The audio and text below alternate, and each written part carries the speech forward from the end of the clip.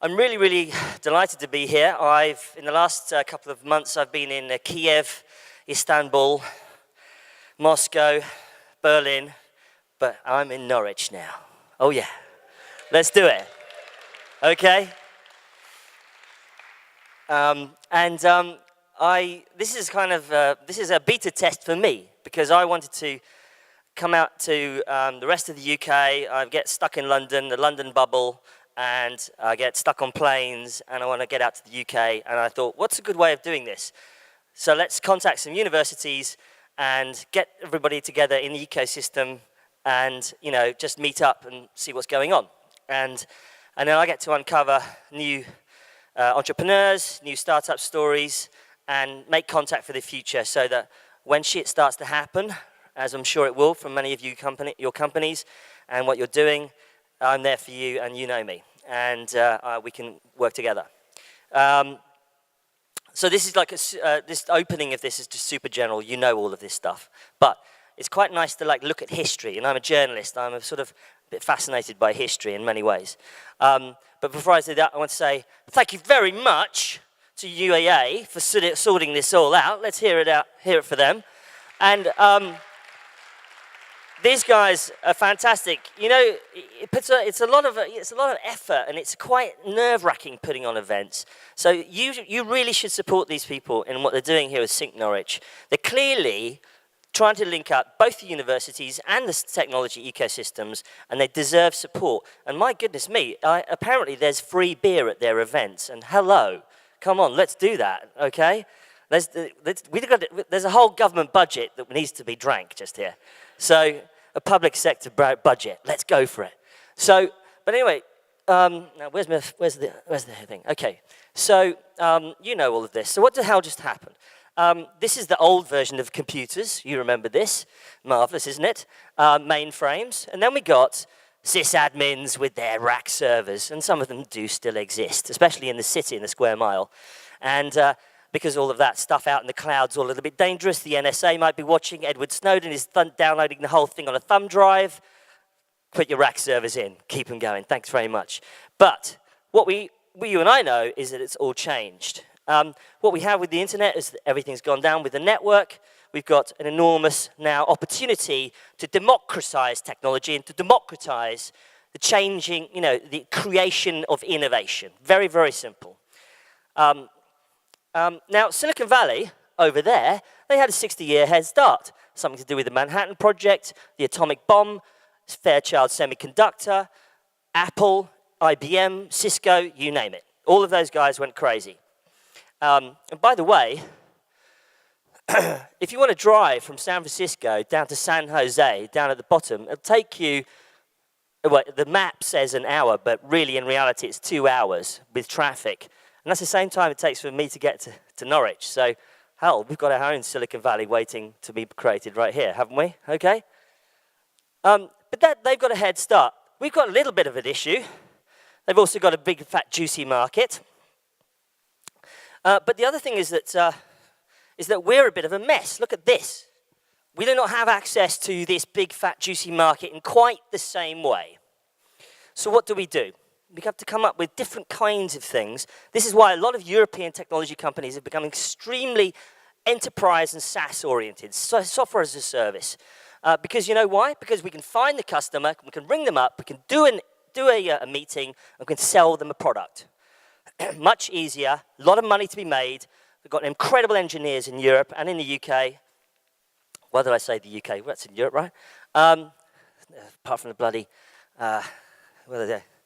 those far-right people who want us to get out of Europe.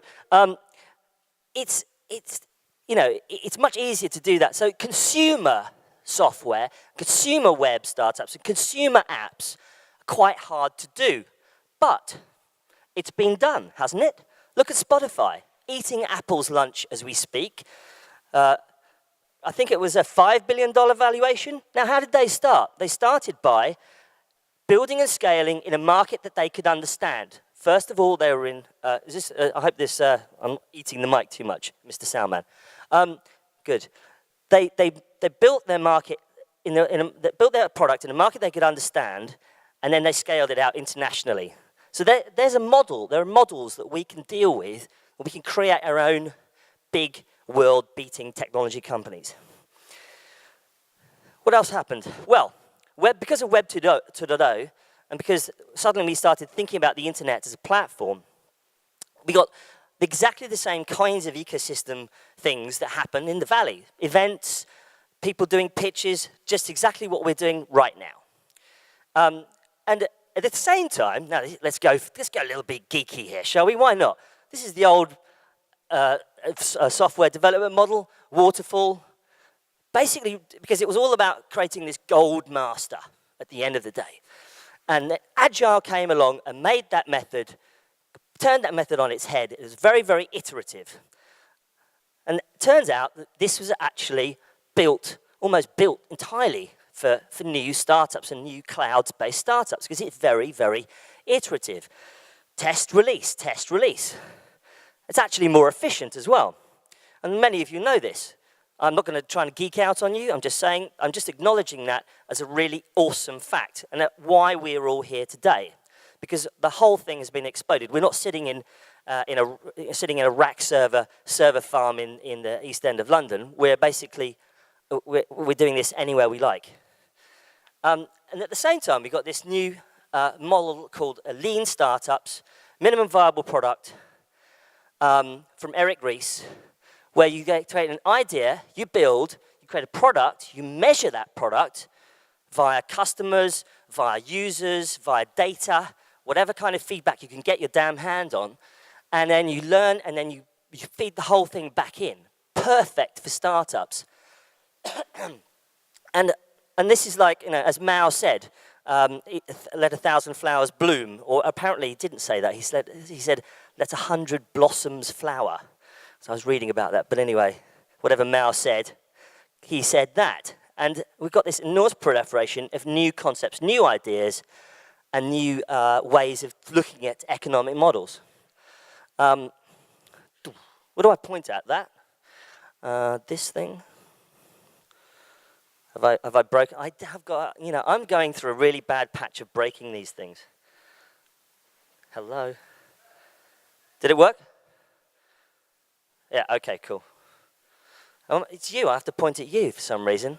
Have you got, you're magnetic. So we've got startups, fantastic. Look at all those logos, goodness me. Blogger, Blogbeat, Social, Vimeo, amazing. That's quite an old image, by the way. I'm going to point at you now. So, new economic models have created this disruption. Has everybody seen this graph? You've got to have seen this graph, haven't you? Yeah. This is awesome. And you get this.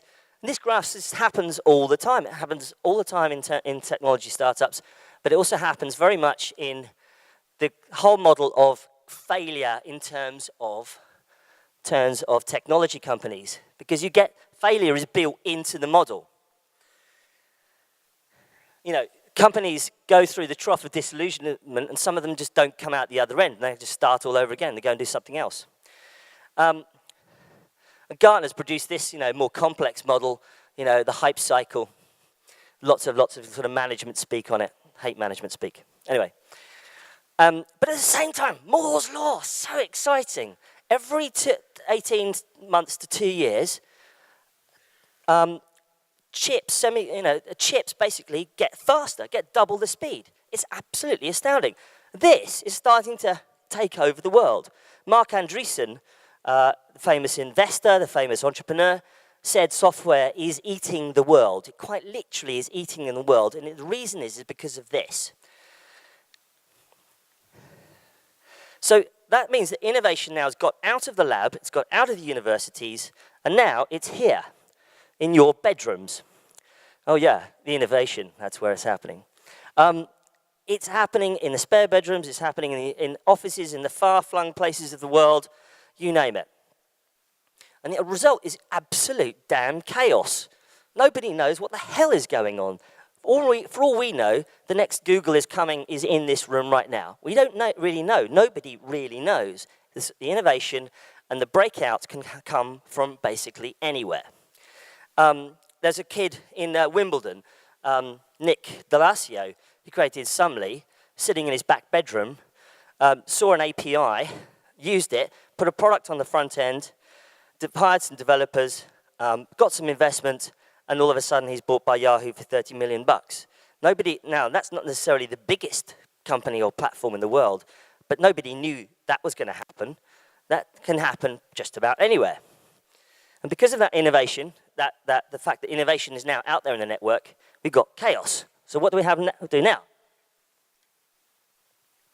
Well, chaotic ecosystems require filters, because I don't really know if you're the next big thing or not, but there needs to be some way of me filtering you through other things, or what's going on around you, or whether or not you are the next thing or not, okay? This is a little diagram about the ecosystem in Boulder, Colorado. Brad Feld, if you want to read up about it, Brad Feld was one of the creators of Techstars, one of the accelerators in the US, and has written extensively on how you create startup ecosystems. Now, Boulder, Colorado is not something that springs to mind to me as a place where you create incredible startup ecosystems, and yet that is exactly what he proceeded to look very, very deeply into, and what kind of happened. It does help that it was kind of a nice place to live, a little bit like Silicon Valley, I guess, but it doesn't, you can look at this and you can see the kinds of sort of chaos, but also kind of interesting things: leaders, feeders, network, hierarchy, give before you get, regular events to engage people. Okay, keep repeating that mantra. However, this ecosystem is not a democracy. Sorry, Mao. Well, he's not a Democrat either. It's not a democracy. You have to have filter mechanisms, and you have to be aware of them, because that's the way you're going to succeed. It's the way you get on. It's the way you make your way in this ecosystem. So who runs these filters? It's media, it's fellow entrepreneurs, it's meritocratic up to a point, but also it's about hustling, it's about making it happen, being clever about what you're going to do. And people are what matters at the early stage of any technology startup and any technology business. If somebody says to you, yes, we've got an incredible product and our product is so much better than the opposition, then the question you've got to ask yourself is, if that's the case, then why are you not bigger than they are? Because often the time, especially in the early stage, it's when investors want to double down on a particular type of company, they tend to do what they call, they pick the A team with the B product rather than the A product with the B team, because they know that the product will change. The product will pivot. The product is going to change. And if you're going to be an investor and you're going to go on that journey with that technology company, then you're going to damn well make sure you like those guys, you trust them, you think they're awesome, and you're going to work with them. If you pick the people with an amazing product, but you're not so sure about them, maybe you've got a gut feeling that isn't going to work, but you're going to go with it anyway because the product is amazing, things are going to go bad. Things will go bad. They're bound to go bad. And when they go bad, you want the A team, the people who can make it happen. That's why one of the big secrets about the technology business is it's actually about people. So the filters, the obvious ones, you guys, entrepreneurs, investors out there, country ecosystems, entire countries, the Runet in Russia. They call the internet space the Runet because it's the Russian internet. I'm not kidding. This is absolutely true. The Runet. Okay. Regional clusters like, Silicon Fen, Cambridge, Scotland, Edinburgh, etc. City clusters. Norwich. Yes. Oh, hello. Good. Passionate people. Good. And startups themselves. So entrepreneurs in their own right filter all of you guys, and you're filtering them as well at the same time. You're all sort of taste-making each other at the same time. You don't know it, but you're doing it. Now, how does this work in Silicon Valley? This guy, this is not Jesus, he's Ron Conway. Ron Conway is one of the most powerful angel investors in Silicon Valley. If he goes ding to you in Silicon Valley, you kind of automatically a made man. A little bit like the mafioso. You're a made man, or a woman, of course. And he's an early stage investor. He does thousands of investments every year. Well, maybe not thousands, but certainly hundreds. He does a lot. And he's a real tastemaker. And these guys are kind of proliferating. They're all over the place. He's one of the best known in Silicon Valley. No, this isn't Donny Osmond's brother. This is this is Danny Reimer. Danny Reimer's one of the most powerful investors in Europe, and he founded Index Ventures back in the day in '96. And as you can see, he's made some pretty good bets. Now he was actually from Switzerland, go figure, and he went to the Valley, looked at their business model for venture capital in the '90s, came back, reproduced that model, and started disrupting the system because a lot of the European venture capitalists were very, very slow moving. He brought much more of a Silicon Valley mindset, and they've really, really benefited from that. Here are two people who are very important. On the left is Saul Klein, and on the right is a chap called Robin. His last name is also Klein. Yes, they are related. And so husband, hello, father and son. Now, they have worked together on accelerators, but technically they don't work together, but they really do think about this sort of thing. Saul is at Index Ventures. Robin created an accelerator called, a seed investment fund called the Accelerator Group. As it happens, they both now work at Index Ventures. So these are the kind of Ron Conways, shall we say, the taste makers for investment in the UK and across Europe, because they make investments all over Europe. And Saul came up with this idea in 2007 called Seed Camp. It was built very much around the idea of Y Combinator. Now, Y Combinator, I'm sure some of you have heard about. It's a very, very fast accelerator in the Valley. It's very, very product-focused, and it's very, very hacker-focused. So it's all about creating a product, a technology product. You don't quite know what it's capable of. You don't quite know what it can do, and yet you think it's going to be awesome. You think it can scale to millions and millions of users. Off you go. And they punch these, they kick the tires on these products for 3 months, and then they do a demo day in front of some of the most powerful people in the Valley and get investments. You know, you can get some pretty big breakout hits. Dropbox, for instance, was a Y Combinator company. So Seed Camp, let's talk about the European ecosystem. So Seed Camp was the first more Silicon Valley style accelerator in Europe. But as these things happen, of course, many more proliferated after that. Here's just a very short list. Now, there is lots and lots of accelerators now all over Europe, springing up all over London as well. It's a model which works quite well in Europe because, well, as I said, we're a mess. I mean, there are clusters all over the place. How do people reach each other? You can't just drive up and down one highway like the 101 highway and just bump into people or whatever. We don't live all in the same place. So what do? So accelerators kind of fix that model a little bit in Europe. They,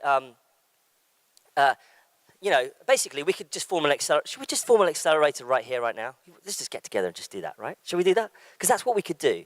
It's simple. Form teams, do a hackathon, work onto products, go and get some LPs, some limited partners, to fund the fund, and then bang, we've got an accelerator.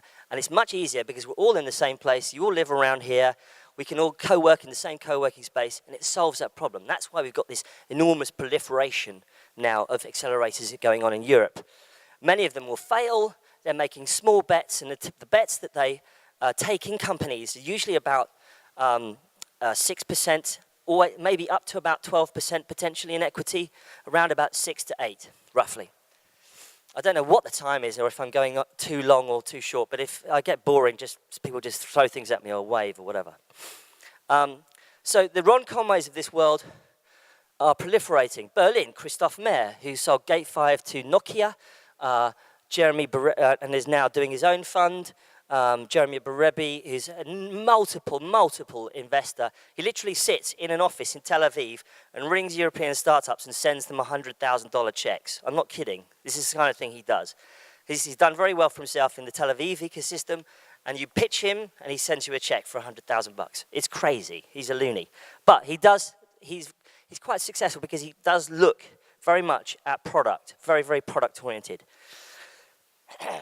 Martin Wasowski of FON, Fon, he's a multi-millionaire. His Twitter feed is quite hilarious, especially when he loses the oil cap off his Learjet. And they're, of course, the VCs, the institutional investors. Let's have a look at them. So these are some of the most active VCs in Europe. Sweden, Finland, Germany. Now, the Swedes and the Scandinavians tend to invest in their own sort of regions. But, you know, you get on a plane, you go and pitch them, they like you, you're in London or Norwich, doesn't really matter. You're in a UK jurisdiction. Jurisdictions are extremely important to VCs because the legal work and the paperwork, they like to be in a jurisdiction which is stable.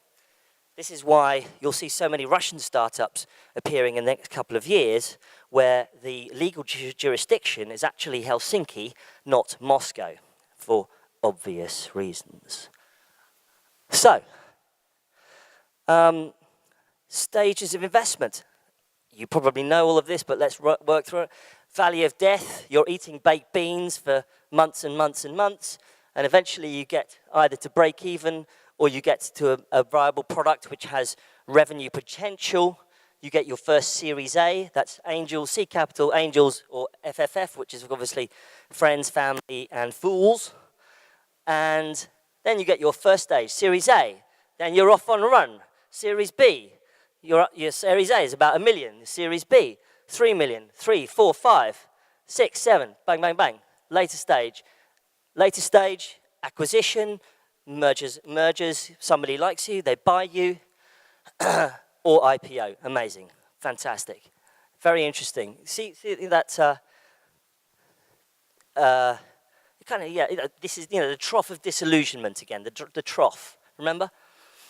Here's another graphic. Early stage, founder, 100%. Second, next up, you've got a co-founder, 37.5% each. 5% for your uncle, who gave you the 20 grand for the office and the servers. 20% option pool for follow-on investment. Then you get the pie. Uncle still is diluted down to 2.7. Founders down to 20% roughly. Angel comes in, puts in, you know, 100,000, 250.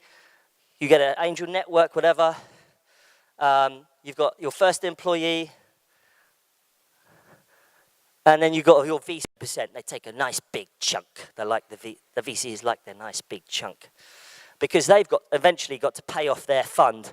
And their $250 million fund or $500 million fund. And they want big chunks of potential startups like Twitter, for instance. So that's a really awesome graph, and there's the URL. I commend it to you. It's quite interesting.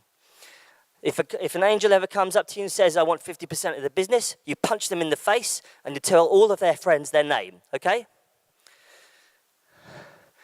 Now, investors, they've gone hunting. So, how do they find you? All the filters, as I said before, but they also look for clusters. What happened to Silicon Roundabout? What the hell happened there? Do you know what happened?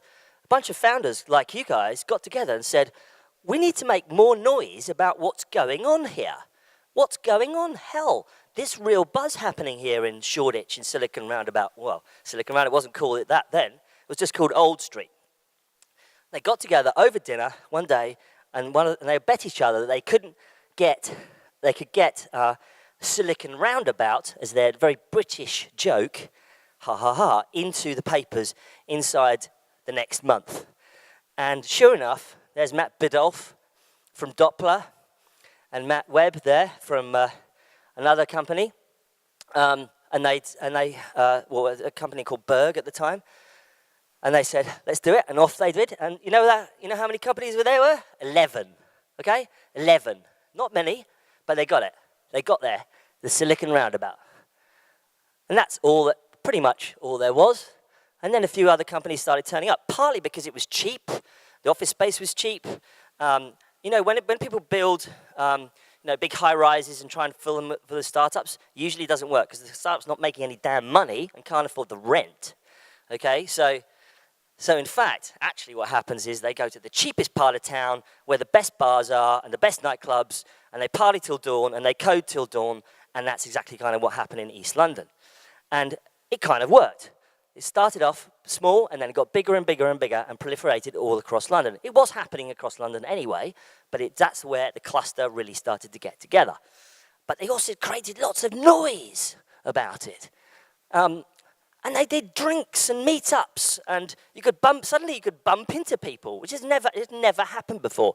Instead of rattling around London looking for companies, all of a sudden you could bump into them. And this serendipity is absolutely fantastic. You can't really put a price on it. When you walk into someone in a bar or walking down the street and you say, hi, how are you, what are you working on?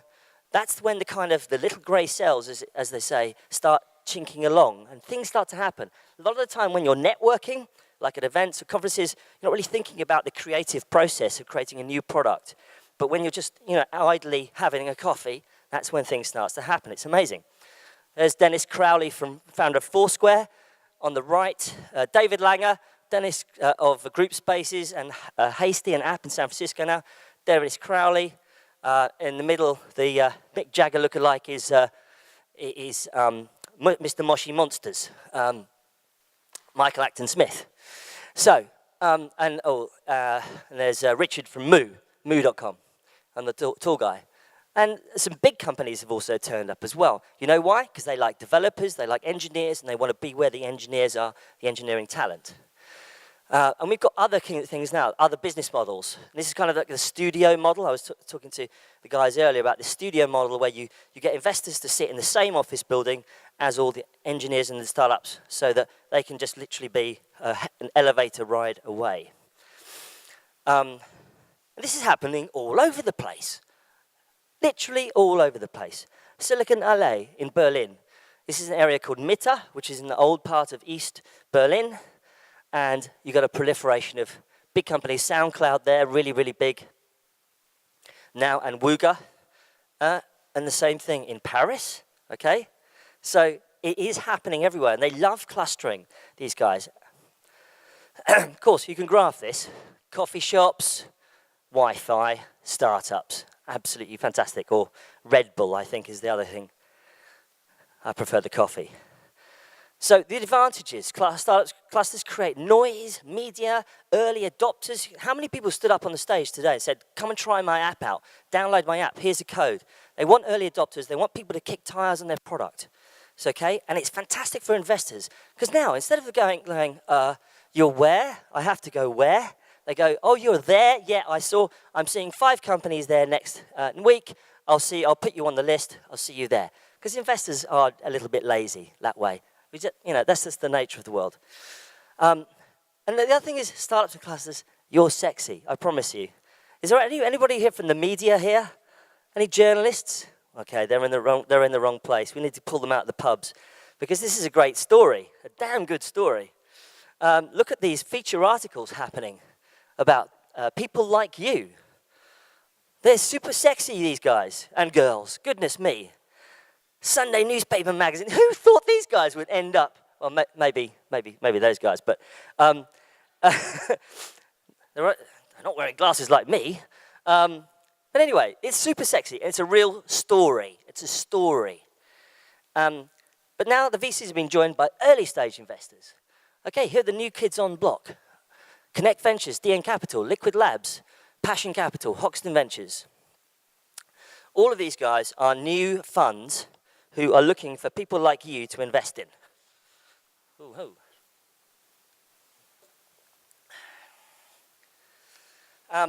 And the big corporates are joining the party. Wayra in Telefonica, Hubraum from Deutsche Telekom in Berlin. Orange is apparently launching an accelerator program. Lots of big companies are getting into the space because they want a slice of the action. This is the kind of headquarters they look like. They look a bit like Google. This is Wayra in London. Wayra, or Smiley Happy People, developing. And also co-working ecosystems. Is there any co-working ecosystems, co-working spaces in Norwich? If there's not, let's start one. Oh, there are some? Awesome. Fantastic. So this is all the ones that I know about in London. They're all over the place, right? There's Tech Hub that I'm a co-founder, a small advert, right? And my interest declared. That's in London. That's what it used to look like. That's what it looks like now. And then blah, blah, blah. Now, London Angels, they're a filter as well. Angels are also a filter. So you always need to be on your best behavior around these guys because they're terrible gossips. They talk to each other. And also the entrepreneurs themselves are filters as well. This is a bunch of entrepreneurs in London they call themselves ICE because they all go on skiing trips together and trash the odd hotel. And they run their own email list, but you only get invited if you invited. It's kind of like a members club. And this is a photograph from Wired magazine. We're a filter as well, the journalists. All of the obvious ones. Some of the newer players like Ruud Baguette or Silicon Alley in Berlin. But they're all publishing in English, and this is the important thing. Technology, journalism, technology content now is pretty much in English. And of course, we're a filter. As you can see, remember, TechCrunch, initiation, lots and lots of hype, bang. You get the traffic spike, and then you think, oh shit, actually it didn't really work. Trough of sorrow, disillusionment. And then you get, oh, hello, getting some action here, and eventually off we go. Maybe you're going to get some customers, you're going to get some investment, something's going to happen. So that's cool. Here's a way to get through the filters. Note down these URLs. The top one is in a presentation I give on how to deal with the media. It's much more detailed than I can do one tonight, but how to actually get your story across to the media. And the second one is a very, very fun article written by Michael Arrington, who founded TechCrunch, about how to network. And you think that you know how to network until you read this. This is actually really, really good. It's great. And it really gives you a fantastic sort of perspective, especially from the perspective either of a journalist or an investor that you're trying to talk to. Now, some good news. We're going to get our own PayPal mafias. These guys created PayPal. What did they go on to create? Goodness me. Reid Hoffman, LinkedIn, Elon Musk, Tesla, you name it. Everybody here was involved in something else afterwards because they all became multimillionaires. And we're going to get that as well here in Europe. Michael Acton Smith, Moshi Monsters, must be worth at least 500 million, if not $1 billion by now. People talking about it as a potential acquisition by Disney, you name it. ASOS, one of the most valuable companies on the AIM market right now. Wooga in Berlin, considered the Zynga, and yet better than Zynga in Berlin. Spotify, developed in Stockholm, sales and marketing and headquarters in London, where all the music labels are, and marketing and massive scale in the US, and now considered to be an extremely successful and potentially huge company. So what are we all building next? What are we going to do, okay? Or you guys, rather. Wearables. Fantastic. Google Glass. Now, I'm a skeptic about Google Glass, but wearables, I'm bullish on. I think they're going to be amazing. They're going to lead to devices like this, smartwatches, wearable devices. Of course, games, as I mentioned earlier, are enormous right now. Entertainment, and the tablet is totally changing that whole entertainment ecosystem right now. MedTech, healthcare devices. We have an aging population. We've got to sort that out. We've got to address issues. Enormous opportunity. And some other trends, like, I have to point it at you again, tiny fraction of trends. 3D, wearables, driverless cars, you name it. All of these wonderful buzzwords are great, amazing opportunities waiting for you as entrepreneurs to take hold of and get going on. So, okay, right, into the home straight. It's all very well. What do we do next? But we've got a problem. No single place in Europe, or even in necessarily the UK, has a monopoly on capital. Okay, London's big, but there's capital everywhere, of course. There's no single next Silicon Valley. Shoreditch and East London isn't going to be in the next Silicon Valley. It's going to be a pretty big ecosystem, but it's not. You don't develop semiconductors in Shoreditch. Hello. What you do is you do app-based economies. So if we're strong, we're going to be stronger. We've got to link up our ecosystems. You guys are 2 hours away. That's San Jose to San Francisco. In other words, stop trying to ride the Silicon Valleys. Stop trying to attract people where you are. Build hubs. Okay? We need some silicon bridges. I think you know this bridge, right? That's what we got. No more valleys, bridges. Because bridges how we make things much more efficient, much faster. They're faster and they're much better than single clusters. We get out there, we get on planes, we get on trains, we get on cars. We cluster and we create bridges. Okay, that's it. Thanks very much.